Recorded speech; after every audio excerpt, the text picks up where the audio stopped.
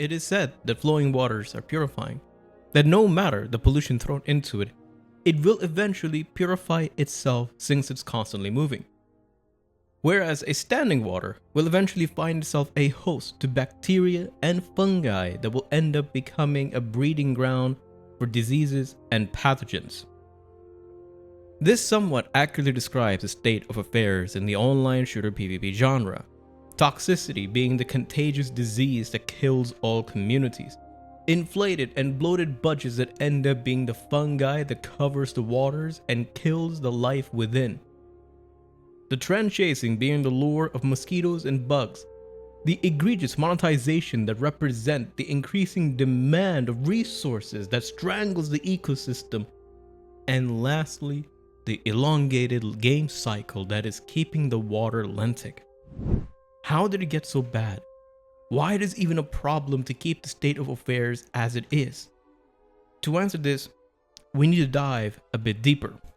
To begin, we need to examine the community side of things, the toxic side of shooter PvP games specifically.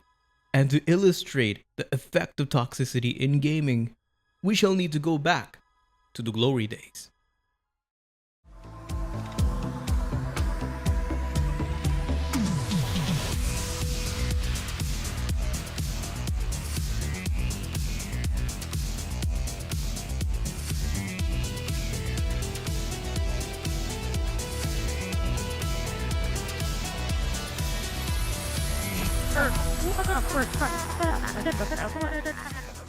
It was pandemonium and chaos in pure form. The lobbies were not spaces of verbal camaraderie, but instead it was another battleground where instead of firing bullets, you would fire the N-word at large at any username with the speaker icon next to it. And to have the final word in a verbal battle, a 1v1 was issued to decide the final say, and even if you had won, you'd just be accused of cheating and nothing would be resolved, keeping the status quo of this insane society alive. If you find any of this appalling or problematic, congratulations, you are exactly what the industry calls, quote-unquote, modern audience. This isn't a dig at any of you who find it an issue, but those who live through it simply either reminisce or shrug in indifference in recollection of those events. And since the industry has shifted away from dinosaurs and moved on to the modern audience, this type of behavior has now actually become problematic. Not just for the players in general, but for the bottom line of the companies as well. This video was made in response to the Taylor Morgan controversy, which took the internet by the storm when a streamer was threatened by an unmentionable act live on air. Comparing this to the old days of COD, it may not seem that far out of reach, but for the modern audience, this is in fact quite egregious. In the year of 2021, a study was conducted to see how many were experiencing said toxic behavior, and it was found to be around 66% had reported that they experienced a form of toxicity that year. Younger gamers who spent more time playing competitive video games, especially multiplayer online battle arena and shooter games, were more likely to experience the toxic behavior from others. It is not a surprise that competitive activities breed toxicity to a certain extent, but if the public doesn't approve of it, then how is it going so strong in the first place? The answer comes in how the industry works and creates an environment for this type of stuff to propagate. We know that the industry tries everything it can to keep us engaged on their product in any capacity, going so far as to use psychological tactics and then patenting it. We'll get on that in the video later.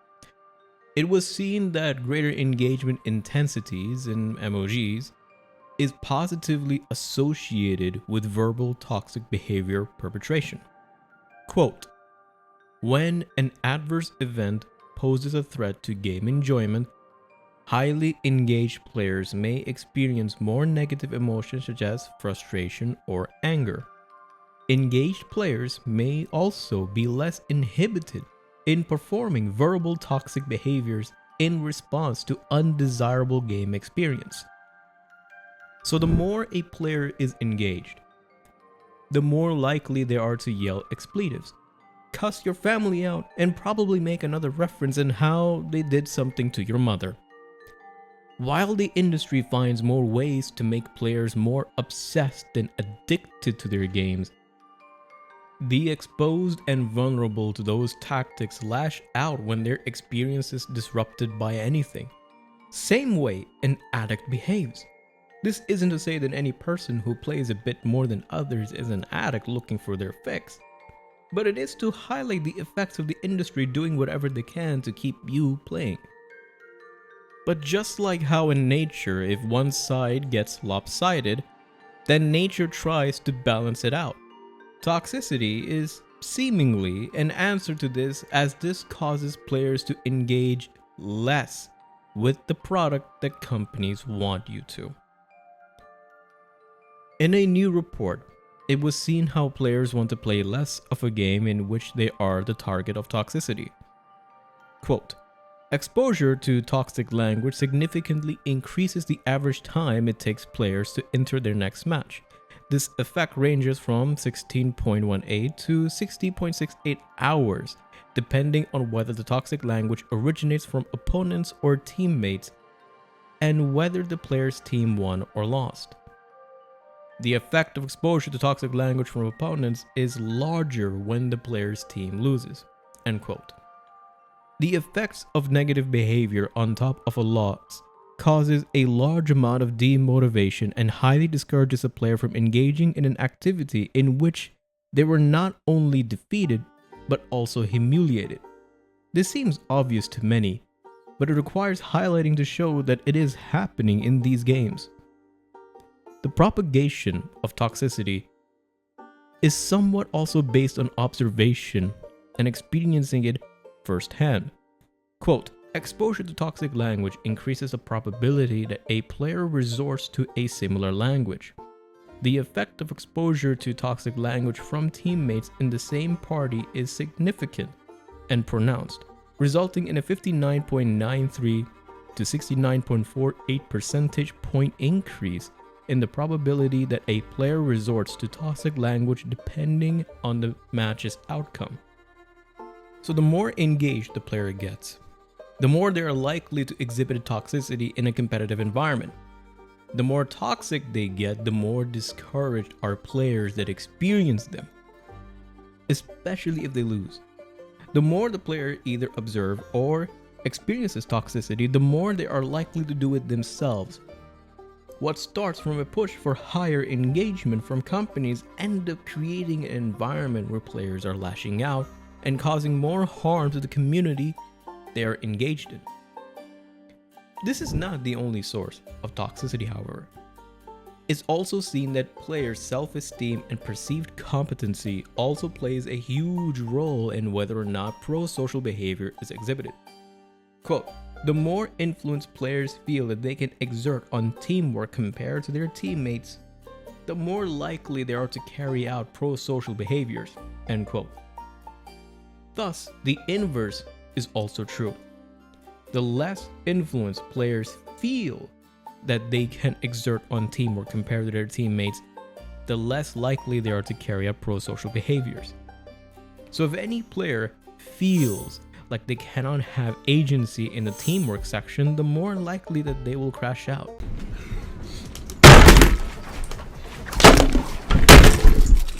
So if you get bunched with players that you cannot engage with any teamwork due to any reason, be so if they're not skilled or not communicating with you, the more likely that they will exhibit antisocial behavior.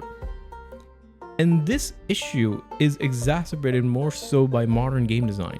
In most competitive shooters today, players are bundled up in small groups of 3, 4, or 5, and etc. And these games also usually carry a larger amount of stakes with them. Examples include the like of Battle Royale and squad-based shooters where you don't revive until the match or round ends. We have already seen what happens with high engagement, so pairing it with small teams, where every member's contributions are key to either a large success or failure, is inevitably going to promote more toxicity. In older games, with larger team sizes and lower stakes, an individual's contribution didn't have this much influence in the outcome of a match. So even when a single player of the team wasn't able to perform per standard or higher, they were less likely to be singled out and targeted for it. It doesn't mean it didn't happen, just that it was less likely. And the reason for why it is this way requires a deeper dive. Another key source for toxicity, or lack thereof, is self-esteem and identification. A study conducted to see the impact of self-esteem and identification used a core concept of assigning harmonious passion and obsessive passion. Harmonious passion refers to the healthy engagement by the player when there is full autonomy and balance. The inverse of that is obsessive passion. The report concludes that players who don't attach their self-esteem to the game that they play and don't have external factors pressuring them to perform well are less likely to exhibit antisocial behaviors. Those that do so are going to be more toxic in games. It also explored what happens when there's mutual dependency and perceived power. Those who do not feel that their worth as a player is harmed by negative outcomes in games are not going to be as toxic as those that do. And those who showcase obsessive passion, be it for self-esteem or for other monetary reasons like performing for esports, are more likely to be antisocial. The study also concluded that those who feel more power in game have a sense of responsibility and show more positive behaviors, whereas those who pursue higher ranks for the sake of status are less likely to do so. So in competitive games, where the stakes are higher than ever, ranking system to promote hierarchy, more individual contribution, and psychological tricks to maximize engagement time for players, is it really a surprise that we are witnessing such behavior in the first place, especially when the industry has done all it can to create an environment for it? And the reason why toxicity is a balancing force to the acts of the industry is how it completely pushes away new players from entering the game. Most long-standing shooter games have dwindling fan bases and don't really find new players in them. Famous games like Counter-Strike that always boast high numbers are players who have already engaged in Counter-Strike, but not new ones. In a different study, it was found that toxicity, while harmful and highly effective in driving away newer players, is somewhat mitigated by those with high experience and engagement time with the game. They utilize coping mechanisms that leverage their investment in said game, also known as sunk cost fallacy. So games have dedicated fan bases that turn toxic due to the nature of the game. This drives away newer players from joining the game and keeping the game alive. The existing fan base propagates toxicity and creates max exposure of such. It then spreads like a virus. Sooner or later, it becomes a normal behavior rather than an antisocial one. And this prevents most measures from working because the fan base now wants the normal treatment. And all of this results in just more hurt revenue for the company in the end anyways. A survey with interviews showed that among gamers in ages 13 to 25, showed that almost half of players, 49.3%, report avoiding game titles due to toxicity among this player base. In turn, it was also found that players on average spend more money on games on a monthly basis on non-toxic games than toxic ones, from $21 to $12, a difference of 54%. Companies who see that data go into a panic-like state, but rather than actually address the rise in toxicity and the underlying reasons for it, they instead respond in a completely different way. Tools and services started being made to combat toxicity by invading privacy and player agency. For example, a service called Voice Patrol actively takes in voice data from players and monitors them for any problematic behavior. The issue being here that the person who decides what problematic is and That can be either the company that made the game or the service that needs to justify its own existence. A recent example of overcorrection is in Marathon. Julian! I don't know where I felt like I get a little drink around here, do you, bud? Bungie's title, Marathon, goes ahead and outright removes proximity chat in the game to prevent any exposure to toxic behavior. They don't try and curb the things that enhance or promote toxicity, but just remove exposure for it to try and curb the reputational hit. This practice and similar practices don't help players, but only help the company that makes the game. So, in essence, game companies push for higher engagement. Higher and more intense engagement leads to higher obsessive passion. Higher obsessive passion leads to more toxicity. More toxicity means the player base starts dwindling as new players stop coming in and existing players become either demoralized or toxic themselves. Lower players now means that lower base income and no new blood to keep the game alive. And last but not the least, game companies push for higher engagement to drive the income back up. A la Rainbow Six Siege X and Apex Legends 2.0 pretty much revisit the start of this whole issue, thus completing a cycle. There is another part of toxicity that is responsible for more damage, and that would be cheating. But we cannot talk about cheating without talking about esports as well.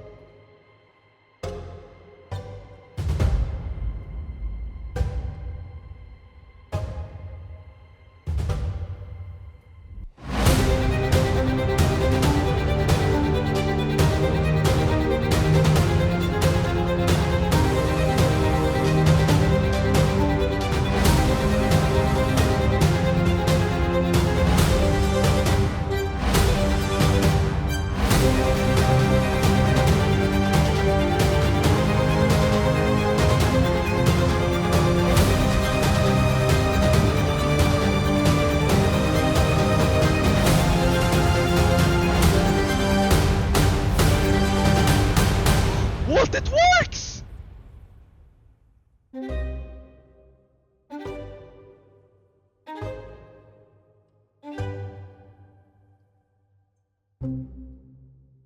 In the year of 2025, cheating is rampant to the point where people are surprised if there isn't a cheater problem these days. And no, I'm not talking about how dating in 2025 is absolutely screwed. I'm talking about cheater issues in video games. It's gotten to a point now where pro players are consistently stream sniped by them in their streams regularly, and it got so far out of hand that at a certain ALGS tournament last year, pro player Hal had his computer hacked on stream during the tournament and it was broadcasted to the whole world. There was another player involved in that same tournament that also had his computer hacked, and everyone saw it live. There are many videos that are covering this incident in a deeper manner, and we won't cover it here fully, but it shows how far hacking and cheating has progressed in the gaming sphere. In a study, it is shown that users with external motivations, for example, competitive motivation of advancement, were more likely to show a low level of sportsmanship. That is, competitive motivation is one of the main factors that encourage cheating. Earlier studies regarding this showed positive relations between competition attribute and cheating. Same can be applied in the environment of gaming and specifically online gaming. For example, gamers who are putting in effort for higher game scores, rank, tier, etc. want to show it off to others or use it to gain monetary awards in the context of local challenges or esports. Thus, gamers who are motivated to earn external rewards such as honor or points may be at a higher risk of dishonest behavior than participants who want to maintain high self-esteem through mastery or fun of the game. And the larger issue really is when cheating is seen as something that one can get away with, or if the potential gains outweigh the negative consequences. We have seen time and time again that most cheaters in the online scene are able to get away with a lot of stuff, and by the time they have been taken care of, the potential gains that the individual sought were already gained. Most cheaters in non-competitive scenes cheat to simply find joy in the disruption of others' experiences and to gain a semblance of a power fantasy. With cheats, that is simply too easy to gain and not at all difficult, so the potential reward is somewhat already obtained. And it doesn't help when anti-cheats are so lacking.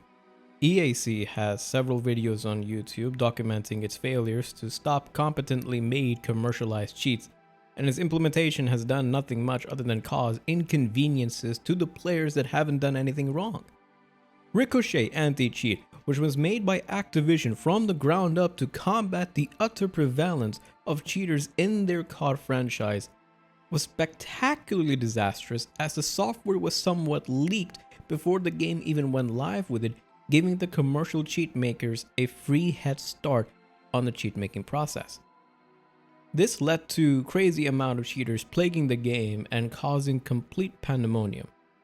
Top streamers swore off the game until the issues were mitigated at the very least, if not outright fixed, and the player base was not happy at all. The makers of the anti-cheat had to issue several updates to try and combat them, but it's a losing battle, simply put. A few hours after the update went live, the cheaters were able to bypass it and continue on their merry way to sell cheats. This is but one of the many examples of cheaters plaguing the industry as a whole and causing a massive dip in the PvP genre. According to the Newzoo report of 2025, Steam users are far more likely to play PvE games than they are to play PvP games. From 2021 to 2024, we see PvP games take a 4% drop. While this doesn't seem much, it adds up when you take the drop from PvP/PvE games as well, which amounts to 6%. So any games that include PvP saw a drop of 10%, while solely PvE games saw a rise of 10 to 11% across 3 to 4 years. Console, on the other hand, has been pretty much stable. The drop is highlighted as an issue when PC platforms have an overwhelming majority of its users prefer shooter games. About 27 to 28% of the whole player base enjoy shooter games, while the runner-up genre is role-playing that sits at less than 15%. So the platform that is usually dominated by Counter-Strike is also a platform that is moving away from PvP genre as a whole. So when a particular platform that has cheaters running rampant across its games, is it really a surprise that we see a drop? An Idera survey showed that 77% of gamers would be likely to stop playing a multiplayer game online if they thought others were cheating. This shows the heavy impact there is when cheating is in play, and there isn't much that developers are able to do about it since it's a consistently losing battle, and the only way to stem the tide seems to be using highly invasive kernel level anti-cheats. But the issue of cheating doesn't just stop at the casual level. It also finds itself in the pro scene as well. There have been several incidents of cheating by pro players in the professional scene. We have seen players use aimbots, macro commands on their hardware, doping by using ad roll, and exploitation of in-game bugs to gain unfair advantages, each one being an infraction and punished once caught. However, these are mostly cheating to win, and another side of cheating in esports is cheating to lose. esports has seen a fair share of cheaters committing infractions to lose instead of winning, and these are 100% motivated by external gains rather than internal ones. There have been incidents in the professional scene where spot fixing and match fixing were observed. A notable scandal of 2015 involving iBuyPower and netcode guides had the former deliberately lose against the latter. Another scandal had happened in 2015 where a StarCraft champion Lee Life Seong-hyun admitted to receiving approximately $62,000 to deliberately lose 2 matches in May 2015. Such conduct doesn't come naturally and is a result of external influence, and that would be esports betting. Just like how there is betting for normal sports, there is betting for esports as well. In 2020, esports betting volume had reached $13 billion, which is 107 times higher than the $122 million in prize money across the whole year of tourneys in all categories. When such a large amount of money is present, an external factor that is not connecting to the sport or gaming itself, it makes sense why someone would even lose their sportsmanship. The potential gains outweigh the negatives. The lack of a unified international regulatory body for esports also leads to inconsistent sanctions and enforcement. Because of this, publishers of the games themselves hold more power than they should be able to in activities like these and are able to arbitrarily dish out whatever punishment or lack of it as they please. An example of this resides in an incident when Blizzard went ahead and banned a Hearthstone player for supporting the Hong Kong protests in 2019. The perceived lack of fairness is also regarded as one of the main reasons for someone to cheat in a game in the first place. And when in a professional scene and official tournament, massive differences in incentives and lack of actual regulatory bodies to fairly prosecute infractions and enforce fair and honorable behavior, finding fairness amongst it all seems a bit tough. And the entire reason I'm even talking about esports here is because of how publishers use these tourneys to market their game more so than foster the competitive spirit or any other noble cause nonsense. Publishers proudly show off their esports tourneys because they can use this to drive more engagement towards their products and sell more games. Creating hype and cults around their own titles and notable pro players undeniably allows these companies to sell more games as younger audiences are entranced by the sensationalism and drama that then surrounds these activities. So when players are found to cheat to not only win but also lose due to the existence of external factors, we go back to the point made earlier about how players that are motivated by external factors are more likely to engage in antisocial behavior, and that includes cheating. When players that want to get noticed by managers or scouting teams, they have to perform extremely well. So much so that they have to pretty much top out leaderboards and stay on top of it. Some live stream their performances to an audience and hope it catches an eye of a passing scout or manager. Regardless the method, there is heavy emphasis on results, and if you don't or can't show them, it ultimately doesn't matter and your dreams of being selected are gone. Hence, where players are tempted to cheat. Players then find themselves with a choice to make. Potentially get chosen and take it to the spotlight because you cheated, or stay in irrelevancy playing it fair. Obviously, not all pro players go through this. Most play it fair and get into their respective teams and tourneys and put on a hell of a show. Yet it's about those that think this way and ultimately are enticed by the potential gains while judging the negative outcomes as lesser than the gains. And since we don't have a unified regulatory body, the way these cheaters are dealt with either before they end up in pro scene or after creates the perspective that cheaters are not being dealt with fairly. Which brings up the point that when antisocial behaviors are not curb stomped, the chance for it to spread are almost 100%. So in order to curtail such behaviors, external factors and their benefits must be minimized or outweighed by the negatives they bring with them. However, players are not the only ones motivated by external motivations. Esports itself, like any other sport, is amazing and generates more revenue and income streams for players, casters, and analysts or hosts.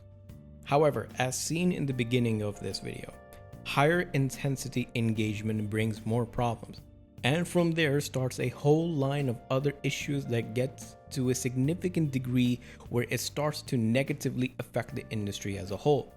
But there is a reason why companies are pushing so hard for higher engagement other than to just make more money.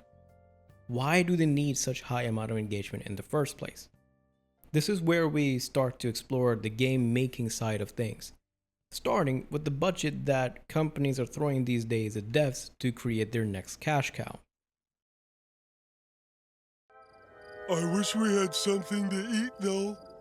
Look what I've got!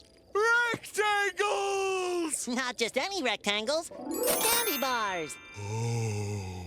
All we have to do is make them last the rest of our lives. Thanks, SpongeBob. I think I'll eat it now.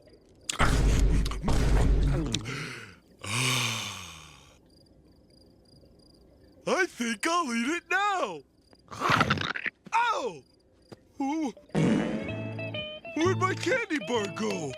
Oh, I must have dropped it. You just ate it, Pat. It's all over your face. Where'd it go? I'm gonna starve. Where'd it go? I can't find it. Where can it possibly be? Aha! What? You stole my candy bar. No, I didn't.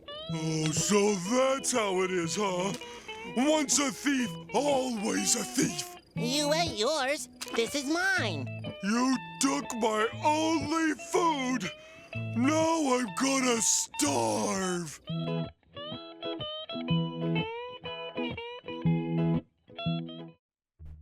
Since the dawn of time, there has been the concept of utilizing limited resources to producing a limited outcome. A law that has not been broken, nor will it be, especially by companies that specialize in making mass-produced commercial products to be sold en masse. As such, every company operates under a particular budget, one that they hope they don't go over. The red line set by the accounting department determines limits of what a company can do in terms of production, and as the industry size grows larger and larger, that red tape is becoming ever more distant than ever. Back in 2009, Modern Warfare 2 released, a game that hit the markets with a storm and became a cornerstone memory for many gamers at that time. This game at that time had even sold 20 million copies within a year of its release, and surprisingly, the game had a budget of $40 to $50 million, barring the marketing budget, which was a whopping $200 million. In contrast to this, however, the remake of this game in 2022 had cost $250 million to produce, barring any marketing this game costed. The cost to produce a game that came out in 22 is the same cost as summation of the development and the crazy marketing budget of its predecessor. Staying within this topic, the development team for the original Call of Duty was said to be around 42, whereas the remake of this particular title had a dev team amounting up to 564 individuals via a manual count of the people mentioned in the credits. This figure does not include the support staff for this game. If we take the industry standards, an average employee costs a studio around $10,000 a month or $120,000 a year. With this, there is a difference between $5 million and $40,000 per year for the original and $67,680,000 per year for the remake. This showcases the ridiculous amount of increase there is within the cost of the development of a game in these modern times. There is a 400% increase within the development of the game and a whopping 1,242.86% increase within the size of the development team. This is the increase recorded within the time frame of 13 and 14 years respectively. If such an exponential growth is seen during this period, what is the trend going forward? And more importantly, is it even feasible? Call of Duty, for a long time, has been able to drive revenues that exceed the $1 billion mark, and thus it is clear that they are able to generate profits despite the massive costs. And this should come as a surprise to no one, because back in 2019, the video game industry was projected to reach $150 billion in revenue within that year. And 5 large publishers' revenue had grown from $1 to $2 billion in 2000 to $4 to $6 billion in 2017. In terms of feasibility, the cost has been steadily increasing, but so has the spending. As gamers become larger in numbers and the industry takes bigger strides in growth, so does the consumer base. However, seeing how large of a difference of cost there is between the last 13 and the revenue growth, it may be an indication that there isn't much growth remaining in the consumer base. What would companies do instead? The magical thing that every company likes doing then: trend chasing and monetization, baby. Here comes the money. Here we go. Money talk. Here comes the money. Money, money, Dollar, dollar. Dollar, dollar. Ching, ching, bling, bling, got the chatter. You ain't talking money, then your talking don't matter. Ching, ching, bling, bling, patent pockets. We take the dollar, dollar, can a damn soul stop it? money, money, money, money, money, money, money, money.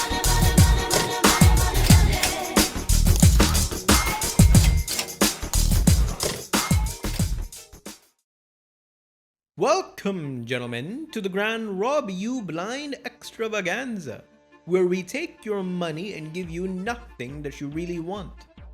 We got exciting sights to greet and meet you in our establishment, ranging from egregious loot boxes to slot machines, from stealing game modes from smaller games and shamelessly adapting them to throwing in random celebrity skins just to skim your pockets more of your money. We got everything. Battle passes to make you addicted to progress, seasonal slop to keep you engaged, pseudo free to play, and advertise our brand new DLCs only to take them away from you because we don't know how to code anything.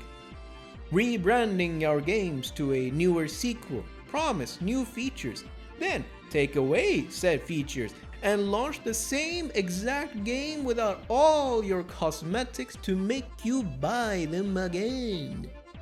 You will not find a better place to throw your money away and watch it all burn as we take it and go buy classic cars, show it to our employees, and then promptly fire them. Because screw you, and I want money. Come and feast your eyes and wallets on our entertainment plaza, where you get no entertainment and we get all the money. Disclaimer. We are not responsible in any shape, way, or form for your loss of monetary assets and no enjoyment because we don't give a flying How we love the Rob You Blind Extravaganza, where we spend all the money but gain nothing. If you don't know most of what was said, then I applaud you, since you somehow avoided most of the unavoidable bullshit the gaming industry has spewed out of its rotten mouth. But if you do know, then my condolences. The grass is greener on the other side. Regardless, the industry is in a pitiable state, especially seeing how everything has lost its soul and passion. Everything just seems like it's an amalgamation of regurgitated nonsense. This trend is not new and has been in the works for a long period of time. Starting from the beloved horse armor in Oblivion that kicked off the whole shenanigan, the industry has evolved its monetization and trend-chasing tactics to the extreme, going from emulating casinos to even patented psychological techniques on how to make you addicted to these monetization practices. The sad thing is, however, is that it pays off. In 2017, before even the pandemic had caused game sales of all kinds to surge beyond the known limits, Blizzard had reported that they had made $4 billion. more than half of its annual income solely for microtransactions. They're not the only ones who benefited greatly from such monetization. Call of Duty Mobile, on the other hand, had earned $1.1 billion in revenue in a single year, with the majority of which came from the United States, amounting to $610 million. And such success stories contribute heavily to adoption in the major industry as a whole. A study measured the exposure of players to such mechanics and took pay-to-win, loot boxes, and cosmetic transactions into account. It found that from 2010 to 2019, there was a large increase across all of them. For pay-to-win, it went from 5% exposure to 15.9%. Loot boxes went from 4.2 to 71.2%, and cosmetic microtransactions jumped from 8.3 to 85.8%. The crazy part about the study was the fact that loot boxes wasn't in more than 16% of the sampled games. Yet the game's presence and popularity was so large that those very few games were able to expose players to those monetization practices. This also brings up another problem within the gaming industry as a whole, as how such few games and IP control the overwhelming majority of the games industry. We begin with the simple fact that back in 2018, none of the top best-selling list were new franchises, and the only new non-sequel game was based on Marvel's Spider-Man franchise. In the same year, only 13% of the games released by the largest 8 publishers were quote-unquote new. In 2017, the average age of game franchises in the top 10 had gotten all the way up to 19 years old, before going down to 15 years old in 2018. And within the same year of 2018, 77% of global game revenue was captured by the largest 25 publishers in the industry per the Newzoo report. This shows a problematic trend in the gaming industry, where old established franchises dominate the gaming industry, and how those established companies also refuse to introduce new IPs in the game pool. Breakaway successes like Expedition 33 or Schedule 1 or Stellar Blade or Sons of the Forest or GDFO that are made by new studios illustrate the absolute lack of new fresh ideas within the gaming industry. And whenever it does happen, the companies at the top don't try to innovate themselves, but just lazily copy what is working and slap a new coat of paint on the tired old spaghetti coated game that was made back in the times when rotary phones existed. When Battlefield 5 just copied Battle Royale, or when Battlefield tried to copy extraction shooters and made the horribly underperforming Hazard Zone in 2042. The first-person PvP industry hasn't seen much innovation, and even when new IPs are being made, like the legendary Concord, it's with the same gameplay mechanics and uninspiring design that caused the largest flop in gaming history. So why is it that they simply refuse to innovate and try new things? Why even bother just sticking with the old and not trying new things, but instead opt to put in Seth Rogen or Nicki Minaj in Call of Duty? It comes from compounding factors of high cost, risk-avoidant management, and complacency. We already know how much costs have ballooned out of control, and management is just those who have business degrees who have learned how to fleece the most amount of money from its customers. So it makes sense why they would always choose the most safe option. What is the worst here is complacency. A qualitative study conducted back in 2010 saw that companies grow complacent with repeated success, and communication rate with external sources of information falls apart as those companies then start to depend wholly on internal sources. So much so that when a creative gets strong top-down control on their teams, they can fail to rein in their creativity and failure to acknowledge problems in the product. This would go to explain why some companies lose sight of things, as repeated success brings them arrogance and makes them think that they know what's best for customers. The Saints Row reboot goes the best to showcase on how the developers were so adamant that they knew better than their own fans for what the fans wanted. They developed a game that would deliver the entire studio into the maws of the Shadow Realm, never to be seen again. It is this type of behavior that also plagues the first-person PvP genre, as developers or executives assume that they know better and make changes or lack thereof, which cause their games to lose traction and ultimately fall off. Fall in line. Balls. Goat balls. Cow balls. Goddamn cow balls and the pizzle stick between them. Horse balls. Big, giant, sweaty horse balls. Big, giant, sweaty, dangling horse testes just swinging in the goddamn breeze, knocking back and forth like a pair of motherfucking clappers in a giant horse flesh crotch bell. What the actual goddamn motherfucking goddamn It's this combination of these factors that prevent these executives from exploring new IPs and would rather just exploit IPs that already have made their mark.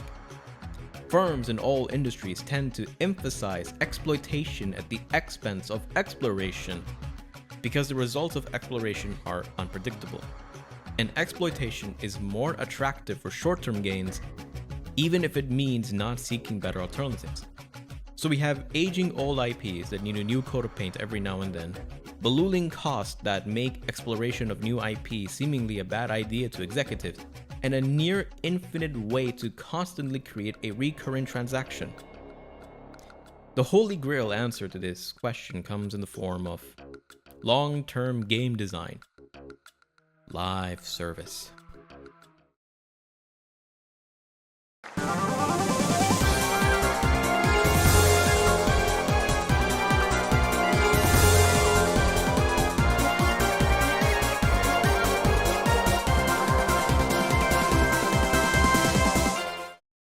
Are you ready for this new question?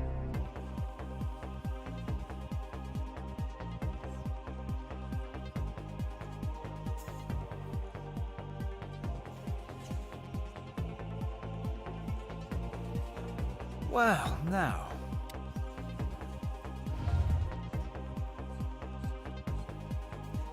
Okay, take away 2 random wrong answers.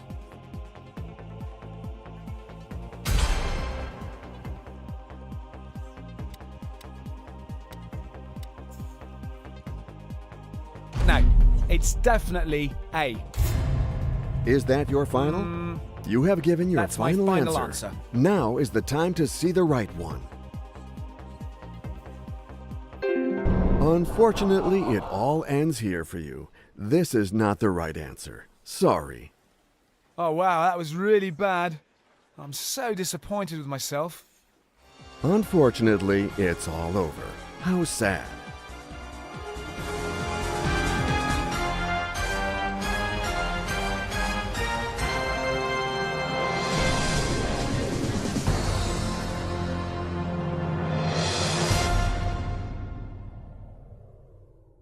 Live service, unlike what we see today, actually began in 1997 in the form of Ultima Online, a game where the foundation of modern-day live service truly was laid out. Shortly after, WoW followed it and popularized the subscription model. By 2010, free-to-play games started making their impact on the gaming scene and pretty much cemented the idea of live services with games like League of Legends and Team Fortress 2. However, it wasn't until Destiny came around in 2014 that modern live services became a reality. Nowadays, we see Fortnite leading the charge in live services, and we see scores of live service games in the dust ready to be thrown into the garbage. The reason it was important to bring up the history of live service is to illustrate the concept of live service is something that we, consumers, were enjoying long before we started hating it. If any modern game gets an announcement attached with the term live service, it immediately gets dogpiled on and instantly forgotten. Even though millions of gamers enjoy playing them and keep giving their money to, the reason why live service is hated upon these days is to understand that the implementation of the genre, as well as the widespread copy-paste the industry tried to do, harmed the industry in such a way that it is now almost irreparable. To begin, let's talk about the main thing live service took away from us: games. It was seen in the year 2000 that 282 games were released that year. After 18 years of explosive industrial growth, that number somehow went down to 98 in 2018. Even when the revenues are increasing, the customer base massively expanded, the industry only started to make less games instead. We have seen studios that never make anything remotely multiplayer forced into a position of making live service games that ultimately flopped and cost the company millions of dollars. Anthem comes to mind, as well as Babylon's Fall. These decisions, solely made by executives and overly confident devs who wanted to just follow the trend, not recognizing the need for innovation and creativity that actually sells games. After the failure of Concord, Sony scrapped 8 live service games out of the 12 they wanted to release in 2026. Some of these were already years in development, and as we have seen earlier, that is ridiculously costly to endure. Yet despite such failures, the industry as a whole continues to try and pump out a live service that gains some traction and becomes a large cash money cow for the studio. For example, most of the play time of players these days is taken by free-to-play titles, around 40 to 45%. EA reported that 74% of its total revenue in 2024 came from live service games like Apex Legends and EA FC 24, equating to $5.52 billion. In the eyes of studios and executives, rather than making new titles multiple times in a year, a single successful live service game that comes out in years and runs for years is far more profitable and efficient. An example of this is EA has officially shelved the Need for Speed franchise as they ordered the Criterion team to go and help the Battlefield team in creating the narrative part of it, especially after EA closed down the very studio that was working Battlefield's creative narrative element beforehand. This isn't the first time Criterion was shafted from their own projects to come help a live service game like Battlefield that ultimately didn't work out and caused unnecessary delays and potential financial loss for a franchise like Need for Speed.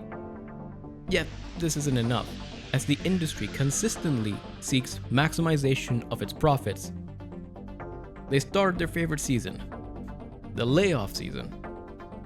In the year of 2023 and 2024, they were cut down ruthlessly in chase of better efficiency and cost cutting, quote unquote. Yet, it's not just that this many people and jobs were wiped out, it's the fact that most workers don't end up in these companies for long anyways. According to a 2019 survey of game devs, 64% of employees in the industry have been in the industry for less than a decade, with nearly half, approximately 46%, being there for less than 6 years. In 2017, it was found that even for non-freelance employees, the average employee had changed employers 2.2 times in the last 5 years. And with the fact that the video game industry keeps evolving, any knowledge that was known was quickly rendered obsolete or outdated at the very least. Companies think it's better to just kick out the old and bring in the new, not realizing the basic foundational knowledge is also gone with them. It's why we see dwindling quality in more recent games, from unoptimized garbage to absolutely broken ports to buggy and unplayable messes. It's the old guard that had the experience and the know-how that was able to make those games work. An example is the Batman Arkham games. From the amazing atmosphere and fidelity that beats the crap out of graphics today, it truly was a masterpiece of video game development. Although the PC port was a colossal failure, but we're not focusing on that for the moment as it's a different topic. All in all, the reason for the hatred of live service is that it somewhat represents the worst of what the industry has to offer. A genre that leaves nigh infinite room for endless recurring revenue. A one-time done deal that can last for years and strangle all the other games that try to come out. Co-opting new innovative ideas from smaller games to avoid exploring new IPs and ideas. Implementing psychological tricks to get you addicted to the game and its stores to fleece you of your money, using celebrities and forsaking the identity of the game for short-term games that overall will hurt the longevity of the game, maximizing engagement to keep you in the loop, which also feeds the toxicity of the fan base, causing community problems. It's the endless, relentless maximizing of revenue that continuously leads to uninspiring products that just end up souring the whole market. And it's even worse for fans for first-person PvP, when nearly all games that do end up releasing is a flavor of live service. Call of Duty, Battlefield, Apex Legends, Rainbow Six Siege, The Finals, Tarkov, PUBG, X-Defiant, the list goes on really. New IPs aren't developed because of fear of failure, and big studios can endlessly pursue more live service slop due to the massive amounts of money they have amassed over the last decade that don't leave space for any new game to come in and take a slice. And when a new live service does take off, sooner or later the game itself becomes so inaccessible due to increasing and steeping learning curve and the inevitable rise in toxicity that most new players simply don't see a point in even going for it. And even then, live service games in nature is online only, a game that theoretically cannot be played offline. So if a game survives all the problems it brings with itself, the toxicity, the learning curve, or loss of identity or whatever, it will inevitably be shut down and its servers taken down. This one is the most hurtful of the entire bunch, as a game that was bought by consumers, usually in the mark of $60 to $80 even, can get taken away by the publishers at whatever time they want due to any reason. It's gotten so bad that Accursed Farms started the initiative SKG, Stop Killing Games, to prevent the death of all these live service games so that the players who have bought them can still enjoy them by hosting their own servers. And this movement has already gotten the signatures it required, and by the time the video comes out, the initiative most likely will have moved on to the next step. Seriously though, support the cause in any way you can. Thank you, Ross, for all the work that you have done. So, what is this all about? It's simply showcasing the standing waters that have been created by the industry that now strangles the life out of the genre. Call of Duty dominates the genre in such a fashion that other games are simply not capable of taking away the market share, creating a very unpopulated top spot as Call of Duty just sits there and sips on the wallets of those unable to let it go. It preys upon the nostalgic recurve of players and continuously sheds its identity in favor of trashy collabs with celebs to sell overly expensive skins, all the while not caring much about the community or how they feel. And the problem is, it works for them. They consistently make billions every year on microtransactions alone, and they're not the only ones. Rainbow Six Siege has also done multiple collabs, each with growing angst on low quality and low effort the content looks like while introducing all new ways of taking your money. Apex Legends, while being part responsible for $5.52 billion for EA, is also being remade by EA simply because it's not making as much money as they like. Not that it's not profitable, just that it's not as much profitable as they would like it to be. This is the crux of the whole video. The drive to maximize profits by any means possible regardless of the costs. In their drive to make it more engaging and intensive, they make things more toxic, which in turn hurts their sales and long-term engagement. Then they use that to market esports, which also makes things worse because now cheating has a monetary incentive and destroys the game reputation. Then to drive more sales and better reputation, they make the game bigger to drive more sales, which end up ballooning the cost to make those games.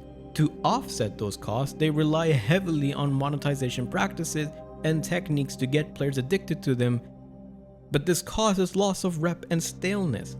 To then fix the staleness, they then trend chase because they can't create new IPs due to ballooning cost and risk aversion. This then leads to loss of identity and cheap implementations. The profits they rack from this allows them to rely on a single game with drift feed content that goes on for years and not make new games since it's more efficient. Continued run of this leads to low engagement. Repeat cycle. The existence of behemoth-level live service games also strangle newer games in the market as the player base is completely taken in by them, and there aren't enough players to keep a healthy ecosystem going, which ultimately leads to newer games either getting buried or finding themselves not feasible in the market. That also leads to cancellations and extremely long game cycles where nothing new comes around. This is the current situation for most first-person PvP games, a position where everything circulates within itself, never mingling with what's different from it or unique whilst inviting in those that don't belong in it. A standing water, if you will. So, is it then wrong to assume that as things currently stand, the industry will collapse on itself or implode? Not really. The corporate drive to maximize short-term gains has led to this conclusion, where every analyst, every expert, every corporate executive even admits that the game industry will soon crash. When will it crash? Soon. But no one really knows exactly when. However, it's not all doom and gloom though. Whilst the first-person PvP genre seems hopeless at the moment, there are shining beacons that show the future of gaming. Indie games like Schedule 1 show that just how making a fun game can lead to fantastic business. AA games like Expedition 33, which is widely considered to be 2025 darling game of the year already, showcase how a small team with passion and limited experience can deliver masterclass of a gaming experience. Those two are not the only examples, and as time goes on, more are being added to the list. The future of gaming doesn't rely on the giants of gaming, like Sony or EA or even Ubisoft. It's in the hands of those who hold passion for the medium and understand what long-term goals mean, not those who can't see past their next financial quarter. If there is hope for the first-person PvP genre, it likely rests within a studio whose name you aren't even familiar with yet. But as good games rise to the top, regardless where they come from, it will inevitably become known to you, just like how inevitable the crash of the AAA industry is. If you have stayed around till the end, I appreciate you, dear viewer. This is my first video I ever made, and I'm glad I was able to have you as a patron. If you have any suggestions and feedback or advice, I'd love to hear from you. Please comment down in the section and let me know your thoughts. If you have enjoyed what I made thus far and want to see more, please like and subscribe and tap the bell icon to instruct YouTube to notify you whenever I make the next upload. I thank you, dear viewer. May we see each other next time. This is Gamer G, signing off.